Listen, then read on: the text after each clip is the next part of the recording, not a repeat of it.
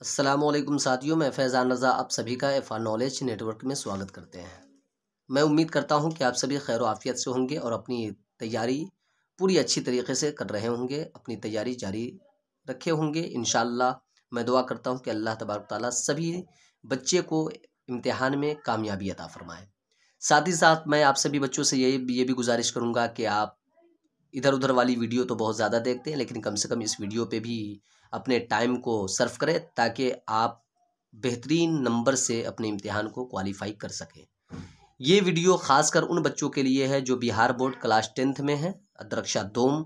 ये नॉवेल आज हम नॉवेल के बारे में पढ़ेंगे, तो चलिए स्टार्ट करते हैं। ज़्यादा कुछ नहीं, बस आज का ये वीडियो बहुत ही मौसर होने वाला है। नॉवेल के बारे में हम सभी पढ़ेंगे, तो चलिए स्टार्ट करते हैं। नॉवेल के बारे में क्या कुछ कह रहे हैं। कह रहे हैं कि उर्दू की नसरी अदब में नॉवेल एक अहम शाख है। उर्दू की नसरी अदब जो है वो अदब, देखिए नसरी और नज़मी ये दो चीज़ें होता है। नज़मी उसे कहते हैं जिसके अंदर में अशार के ज़रिए बात की गई हो, और नसरी उसे कहते हैं जिसमें कहानी के लबो लहजे में बातों को बिखेर कर बात की गई हो। जैसा कि अभी हम सामने देख रहे हैं, जो मैं बोल रहा हूँ ये भी एक नसरी तरीक़ा है, और अगर मैं अशार के ज़रिए आपसे बात करूँ तो ये नज़मी तरीक़ा है। याद रखेंगे, नज़म और नसर में यही फ़र्क है और कुछ नहीं है, कि जो लफ्ज़ नज़मी न हो वो नसरी है, और जो लफ्ज़ नसरी हो वो नज़मी नहीं है। याद रखेंगे। चलिए कह रहे हैं कि नॉवेल के फ़न के ज़रिए हमारी ज़िंदगी, माहौल और रोज़मर्रा के मामलात की आइनादारी होती है। अब नॉवेल के ज़रिए क्या चीज़ होती है, क्या चीज़ मुमकिन है? तो नॉवेल के फ़न के ज़रिए हमारी ज़िंदगी जो है ना, हमारी ज़िंदगी और माहौल और रोज़मर्रा के मामलात जो होते हैं वो सभी की आइनादारी होती है, उसके अंदर में पाई जाती है। रोज़मर्रा की बातें, माहौल की बातें, ये सभी नॉवेल के अंदर में पाई जाती है।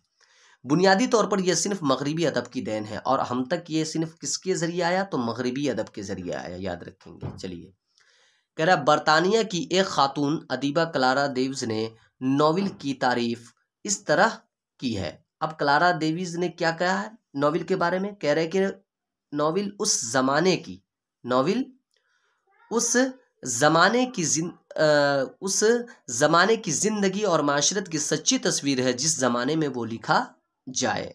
ठीक है, चलिए तो इसको आप अपनी कॉपी में नोट डाउन ज़रूर कर लें मेरे भाइयों, क्योंकि ये बहुत ही इम्पोर्टेंट लाइन है। आपसे क्वेश्चन किया जा सकता है कि जो बरतानिया की जो खातून थी, अदीबा खातून क्लारा देवी, वो नॉवेल के बारे में क्या कहती है, उन्होंने नॉवेल की तारीफ़ क्या की है। तो आपको याद होगा तो आप कह सकते हैं कि नॉवेल उस ज़माने की ज़िंदगी और माशरत की सच्ची तस्वीर है जिस ज़माने में वो लिखा जाए। गोया नॉवेल निगारी का मकसद गोया नॉवेल निगारी का मकसद फिर क्या हुआ? हकीकी ज़िंदगी और उसके माहौल की तर्जुमानी सच्चे तौर पर करना हुआ। तो अब नॉवेल निगारी का मकसद भी आपके सामने आ गया। क्यों उसका मकसद है? तो ये लाइन हो गया, ये बहुत ही वीवीआई लाइन हो गया, वीवीआई पॉइंट हो गया। कह रहे फ़न्नी एतबार से प्लाट, किरदार, माहौल, मुकालमा, जज्बात निगारी, फ़लसफ़ा, हयात, ज़बान वग़ैरह नॉवेल के अज्ज़ाए तरकीबी हैं। इसको तो आप 100% अपनी कॉपी में नोट डाउन कर ही लें या स्क्रीनशॉट ले लें, क्योंकि 100% इसमें से क्वेश्चन हर हाल में आएगा ही। इसको अगर आपने नहीं नोट डाउन, अपने कॉपी में नहीं लिखा, अपनी कॉपी के अंदर में नहीं लिखा, तो समझिए कम से कम 2 से 4 नंबर के क्वेश्चन आपने छोड़ दिए हैं। तो क्योंकि मारूज़ी सवालात जो होंगे एमसीक्यू होगा, उसमें भी पूछा जाएगा, और हो सकता है तो 2 नंबर वाले में भी पूछा जाए कि नॉवेल के अज्ज़ाए तरकीबी बयान करें। तो आपको याद होगा तो आप अब आसानी के साथ बयान कर सकते हैं। चलिए अगला लाइन पढ़ते हैं। कह रहे हैं कि मगरिबी ममालिक में सनअती इनकलाब के बाद नॉवेल निगारी की इब्तदाई कोशिशें शुरू हो गई थीं, और कुछ ही मुद्दत में नॉवेल निगारों की एक जमात तैयार हो गई जिनकी कोशिशों से सिनफ़ नॉवेल को एतबार हासिल हुआ। यानी कि जैसे ही सनअती इनकलाब आया। अब सनअती इनकलाब क्या होता है? तो सनअती इनकलाब वही होता है जो हम लोग रोज़मर्रे की ज़िंदगी में हम लोग नई-नई चेंजिंग लाते हैं, है नहीं? नई-नई इजादें करते हैं, ये सभी सनअती इनकलाब है। और सनअत कल कारखाने को कहते हैं, और कल कारखाना किस लिए बनता है? तो हमारी नई ईजाद के लिए होता है। अब जैसे कोई कारखाना, कोई बैग का कारखाना है तो हमारी ये ईजाद है। बस का कारखाना है, बस गाड़ियाँ वगैरह बनती है, ये भी सनअती इनकलाब हुआ। तो जैसे-जैसे सनअती इनकलाब हुआ वैसे-वैसे नॉवेल की भी तरक्की होती गई। कह रहे उर्दू नावल को फ़रोग़ देने वालों में डिप्टी नज़ीर अहमद का नाम सरे फहरिस्त है। अब उर्दू नावल को अगर किसी ने फ़रोग़ दिया है, किसी ने तरक्की दिया है, तो वो कौन है, वो कौन सी शख्सियत है, तो डिप्टी नज़ीर अहमद, VVI पॉइंट। चलिए, इन्होंने मरातुल उरूस के उन्वान से किस्से की एक ऐसी किताब लिखी जिससे बाद के ज़माने में उर्दू का पहला नावल करार दिया गया। अब आपसे क्वेश्चन किया जा सकता है कि उर्दू का पहला नावल किसे कहते हैं, तो आप क्या कहोगे, मरातुल उरूस को। किसे कहते हैं, मरातुल उरूस को उर्दू का पहला नावल कहते हैं, याद रखेंगे। और इसके मुसन्निफ कौन है, तो डिप्टी नज़ीर अहमद। कौन है, डिप्टी नज़ीर अहमद। चलिए अगला लाइन, इसके अलावा नज़ीर अहमद ने 6 नावल लिखे। इसके अलावा कितने नावल लिखे, तो 6 नावल लिखे। इन तमाम नावल के क़िस्सों का मकसद कौम की ज़ुबू हाली और इस्लाह मुआशरा है। अब इन तमाम नावलों का असल मकसद क्या है, तो कौम की ज़ुबू हाली और इस्लाह मुआशरा है, याद रखेंगे। शाद अज़ीमाबादी का नावल सूरतुल ख़याल, हाली के मजालिसुन्निसा। शाद अज़ीमाबादी के नावल का नाम क्या है, तो सूरतुल ख़याल, याद रखेंगे। और शाद अज़ीमाबादी कहाँ के रहने वाले थे, तो अज़ीमाबाद यानी पटना के, और पटना का पुराना नाम क्या है, अज़ीमाबाद। चलिए, तो और हाली के मजालिसुन्निसा, रशीदतुन्निसा और इस्लाहुन्निसा, ये 3 जो है अल्ताफ़ हुसैन हाली के नावल हैं, जिसमें कमो बेश नज़ीर अहमद की तक़लीद है। इन तमाम नावलों में नज़ीर अहमद की तक़लीद की गई है, उनकी इक़्तिदा की गई, उनकी बातों को रखा गया है। उसी ज़माने में अब्दुल हलीम शरर और पंडित रतन नाथ सरशार ने नावल निगारी का एक अलग निगार खाना सजाया, एक अलग ही निगार खाना सजाया। शरर तारीख़ के पर्दे में अपनी बातें कहते हैं। आपसे क्वेश्चन किया जा सकता है, शरर अपनी बातें किस चीज़ के पर्दे में कहते हैं, तो आप क्या कहेंगे, तारीख़ के पर्दे में कहते हैं। शरर किस चीज़ के पर्दे में अपनी बातें कहते हैं, तो तारीख़ के पर्दे में। और शरर का पूरा नाम क्या है, अब्दुल हलीम शरर, याद रखेंगे। जबकि सरशार तहज़ीब व सक़ाफ़त और क़दरों को अपने नावल की बुनियाद बनाते हैं। तो अब सरशार और शरर में आपने बातें समझ लिया, शरर तारीख़ के पर्दे में और सरशार तहज़ीब व सक़ाफ़त के बुनियाद पर। चलिए, तो ये दोनों जो लाइनें हैं ये बहुत ही इम्पोर्टेंट लाइन है। ये जुमला जो है ये बहुत ही इम्पोर्टेंट है, इसको आप अपनी कॉपी में नोट डाउन कर लें। चलिए अगला लाइन, कह रहे हैं कि 20वीं सदी की इब्तिदा में उर्दू नावल के नए ओहद का आगाज़ होता है। मिर्ज़ा हादी रुस्वा इमरऊ जान लेकर मंजर आम पर आए। और इमरऊ जान के मुसन्निफ कौन है, तो मिर्ज़ा हादी रुस्वा है। कौन है, तो मिर्ज़ा हादी रुस्वा। चलिए, लेकर मंजर आम पर आए। नावल के फ़न और तनकीद के एतबार से मिर्ज़ा हादी रुस्वा ने जिस ओहदे जदीद का खाका खींचा, उसका उरूज प्रेमचंद के नावल में नज़र आता है। गौदान से मैदान अमल तक प्रेमचंद के 15 नावल इसके उम्दा नमूने हैं। गौदान से लेकर मैदान अमल तक जो मुंशी प्रेमचंद के नावल हैं, ये सभी क्या है, इनके उम्दा नमूने हैं।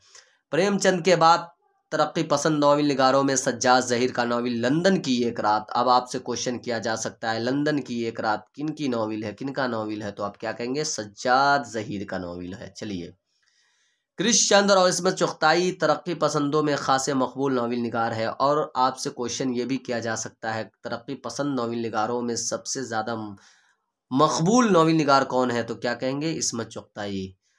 कह रहे हैं नावल का सफ़र मुसलसल जारी है। नावल अभी भी लिखा जा रहा है, नावल का सफ़र अभी भी जारी है। अब ये तो आपने नावल के बारे में आपने पढ़ लिया।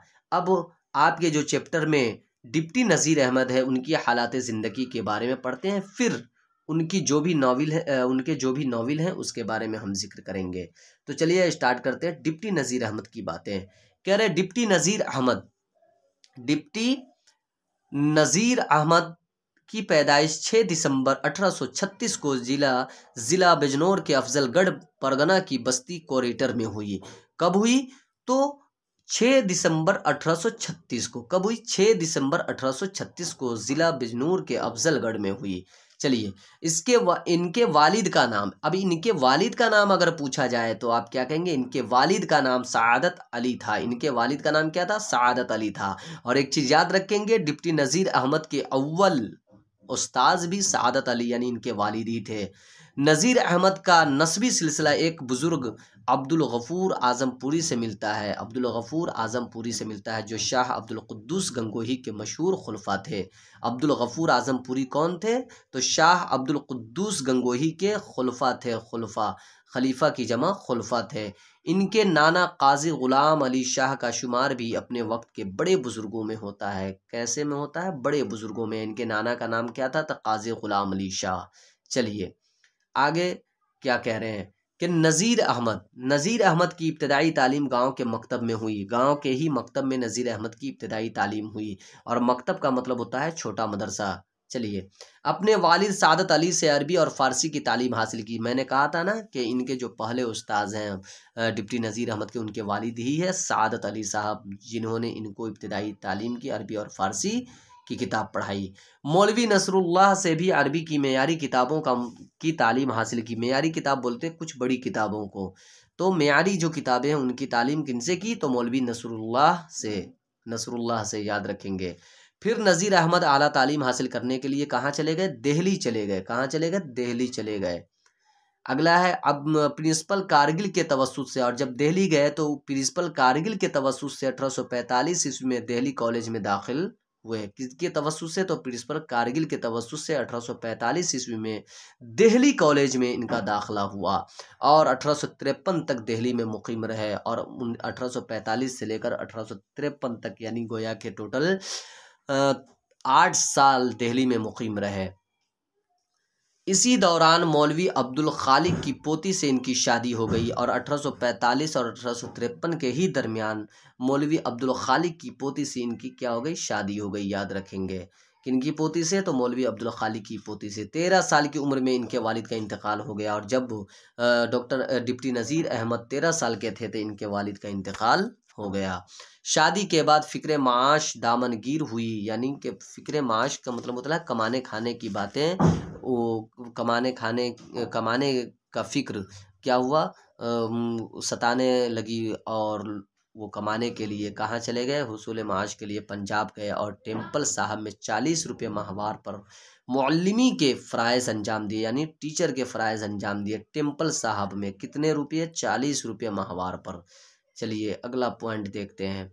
इस मुलाजमत से वो मुतमईन नहीं थे, यानी उनको इत्मीनान नहीं था, इसलिए इस्तीफ़ा दे दिया, यानी रिज़ाइन दे दिया। इस्तीफ़ा दे दिया मतलब छोड़ दिया, और कानपुर में मदारिस के डिप्टी इंस्पेक्टर हो गए। और कानपुर में क्या हो गए? मदारिस के, यानी मदरसा की जमा मदारिस है, मदारिस के डिप्टी इंस्पेक्टर हो गए। लेकिन मवाफ़िक़ हालात के नतीजे में यहाँ भी इस्तीफ़ा देना पड़ा। इसी दौरान गदर 1857 का वाक़या पेश आया। किसी तरह दिल्ली आ गए और तसनीफ़ व तालीफ़ में मशगूल हो गए, यानी लिखने उखने में मशगूल हो गए। डिप्टी नज़ीर अहमद को उर्दू का अव्वलीन नावल निगार तस्लीम किया जाता है। और अगर कोई पूछे कि उर्दू का अव्वलीन नावल निगार कौन है, तो डिप्टी नज़ीर अहमद। मरातुल उरूस की अशात 1869 ईस्वी में हुई। इस नावल के 2 किरदार अकबरी और असगरी अब भी ज़िंदा किरदार हैं। इसके बाद अब आपसे क्वेश्चन ये किया जा सकता है कि अकबरी और असगरी ये किसके किरदार हैं? तो आप क्या कहेंगे? अकबरी और असगरी, इस नावल के 2 किरदार अकबरी और असगरी मरातुल उरूस के किरदार हैं। इसके बाद 1872 में इनका नावल नबातुन नौश शाये हुआ। 1872 में कौन सा नावल शाये हुआ? तो नबातुन नौश। याद रखेंगे। इस नावल में तालीम पर ख़ासा ज़ोर दिया गया। नबातुन नौश में किस चीज़ पर ख़ासा ज़ोर दिया गया है? तो तालीम पर ख़ासा ज़ोर दिया गया है। इसका एक किरदार असगरी ख़ानम तालीम निस्वा को आम करती हैं। तौबतुन नसूह की अशात 1877 में हुई। फ़न्नी एतबार से तौबतुन नसूह क़दरे बेहतर है। नसूह आलम ख़्वाब में हश्र का नक्शा देखता है। यही ख्वाब उसकी ज़िंदगी में इस्लाही इनक़लाब का बाइस होता है। यही ख्वाब, यानी ख्वाब में ही हश्र का जब नक्शा देखता है तो ये इनक़लाब उनके अंदर में लाता है, यानी चेंजिंग आती है। फसाना मुब्तला 1885 में शाये हुआ। फसाना मुब्तला कब शाये हुआ? तो 1885 में शाये हुआ। ये सभी मेरे साथियों बहुत इंपॉर्टेंट लाइन सब है, इसको आप ज़रूर याद करें, नोट डाउन करें अपनी कॉपी में। करें इब्नुल वक्त नज़ीर अहमद के नावल में सबसे अहम है, और डिप्टी नज़ीर अहमद के नावलों में सबसे अहम नावल कौन है? इब्नुल वक्त है। चलिए नज़ीर अहमद का आखिरी नावल रुयाए सादिक़ा है जो 1884 में शाये हुआ। रुयाए सादिक़ा किनका नावल है? तो डिप्टी नज़ीर अहमद का है। और ये कब शाये हुआ? तो 1884 में शाये हुआ। नज़ीर अहमद के नावलों के दौर रस असरात मुरतब हुए इस हद तक कि हर इलाक़े में इस नौइयत की इस्लाही तहरीरें मुसलसल लिखी जाने लगी। अपनी तसानीफ़ के ज़रिए नज़ीर अहमद ने उर्दू नावल के लिए एक मैदान तैयार कर दिया। 74 साल की उम्र में नज़ीर अहमद पर फालिज का असर हुआ और 28 दिसंबर 1910 ईस्वी को 28 दिसंबर 1910 ईस्वी को इनका विसाल हो गया, यानी इस दारे फ़ानी से कूच कर गए। तो आपने देखा डिप्टी नज़ीर अहमद की हालात ज़िंदगी, नावल के बारे में आपने पढ़ा। इंशाअल्लाह फिर अगले वीडियो में इससे आगे जो आपके अंदर में आपके निसाब में शामिल जो चैप्टर है उसका ज़िक्र किया जाएगा। इजाज़त दीजिए। खुदा हाफ़िज़, फ़ी अमानिल्लाह।